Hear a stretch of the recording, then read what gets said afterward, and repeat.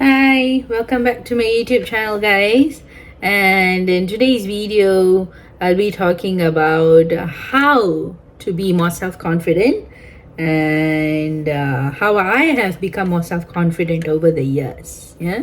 So if you look at some of my other videos on confidence and bullying, I might have I have talked about this topic before, which is that you might have seen me talk about, might have heard me talk about how I was picked on in my teenage years and by some of my peers, and for being very quiet and reserved and not really lacking that self esteem, not really having that self-esteem, is to be able to make friends or socialize well with my peers.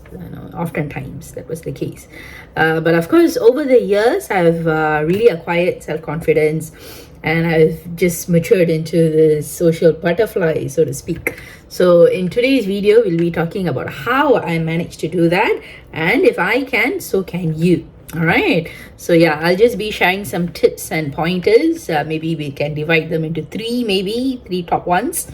And so first thing, just be yourself. I know that's easier said than done, but when people are, bullying you or taunting you or teasing you about some aspect of yourself, be it your personality, some quirks you may have, or some feature of your appearance, it's easier said than done. So what I mean by be yourself is, on the inside, you just be yourself, right? But on the outside, if something needs to be changed, if something needs to be tweaked a little bit, you do that. If you feel comfortable with that, you try and do that, beautify yourself, go for a fashion makeover. At least that's what I did, not out of anybody's compulsion, but I myself, when I grew older, I just felt that it was time for a change. Now that I've achieved whatever I wanted to achieve, the grades, it's time to look after my personal appearance. And that's exactly what I did. I worked on myself, not just the external appearance, but also my inner self-confidence. And I put myself deliberately in places or positions or in situations where I need to speak up. And be it class discussions, at work, when I worked as a journalist for a brief period of time, and be it as a tutor, as a teacher, I have to go to places, I have to mingle with people. It's a social laboring, is it not? Emotional laboring. So I have to deal with different kinds of people. I have to speak up. Some of them may be bold characters, very self-confident, maybe a bit aggressive. Some of them may be timid, shy, and soft-spoken. So to deal with different situations, we don't know who we are going to deal with, what type of people we're going to deal with on a daily basis. So in order to rise up to the occasion, I actually put myself in positions deliberately where I would be required to acquire the self-confidence in order to speak up, or to just make a difference, make an impact, and so on and so forth. Of course, part of it is the external appearance, the facade, that fake it till you make it kind of thing. But part of it is also comes from internally. How do you feel about yourself? What are your values? What do you stand for? What do you represent? And who are you as a person? What are your passions? What are your dreams? What are your aspirations for the future? And how much do you value yourself? So oftentimes I try to remove myself from situations where I felt that I was acting out of character.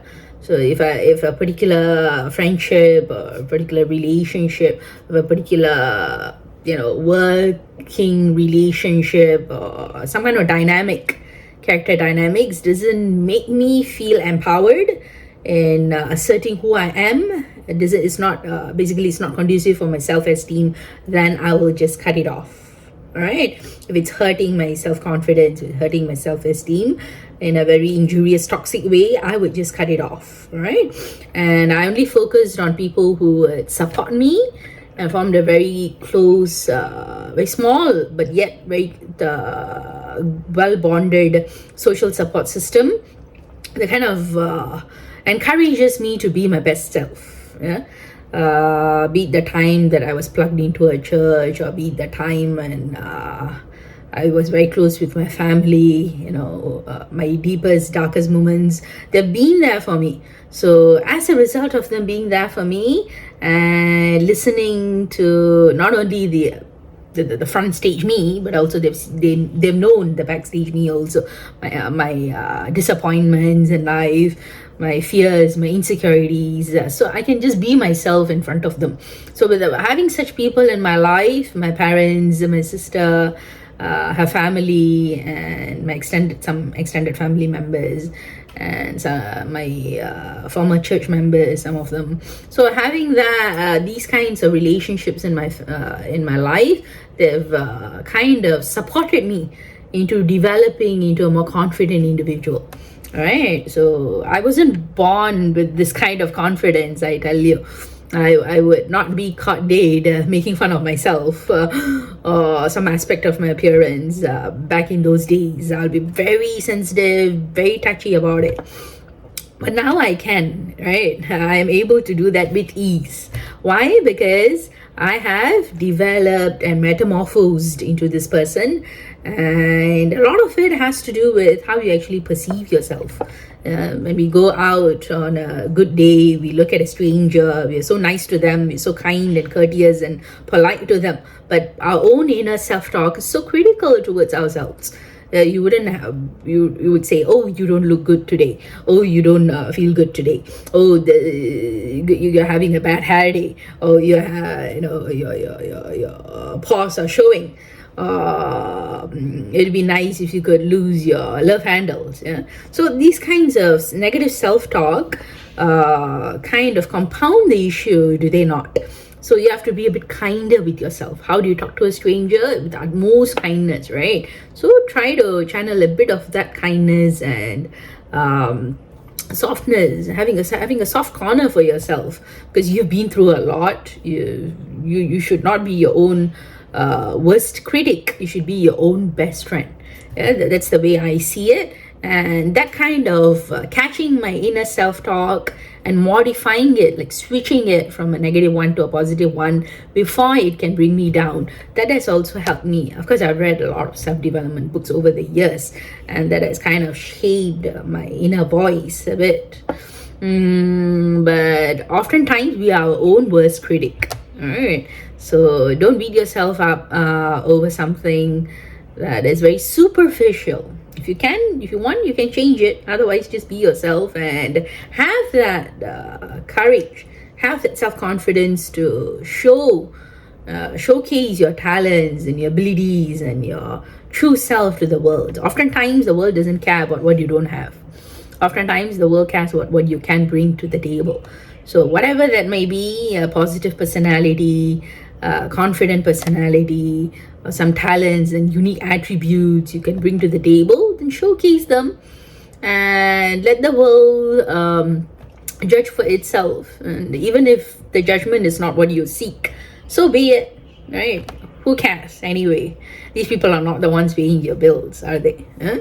So at the end of the day, you're only answerable to yourself. And I think as long as your conscience is clear, as long as your values are in place, and you know that you're not doing anything wrong or not causing harm to anyone, then you can have a peace of mind that this is who you are, and you can wear your heart upon your sleeve like I always do, and be frank, be open and upfront about who you truly are, and showcase that to the world.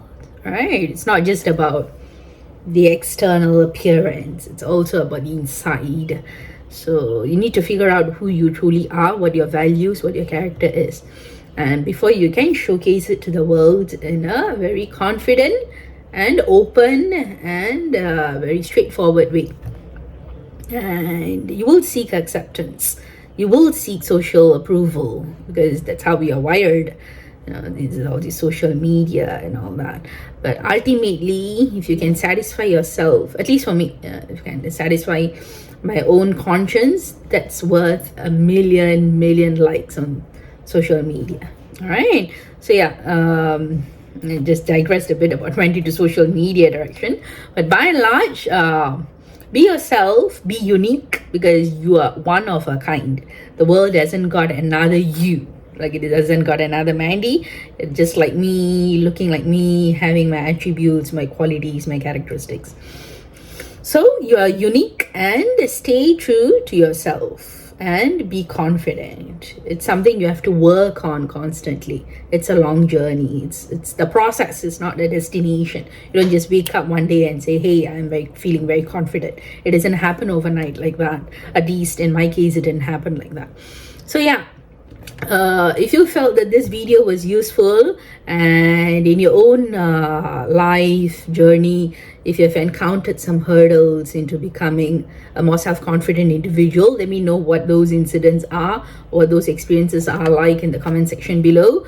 Or if you felt that this video resonated with you, my motivational talk resonated with you, and you could feel a sense of relatedness to it, then do let me know in the comment section below. Hit like and subscribe to my channel if you want to see more of such videos. All right, thank you so much, guys. Bye.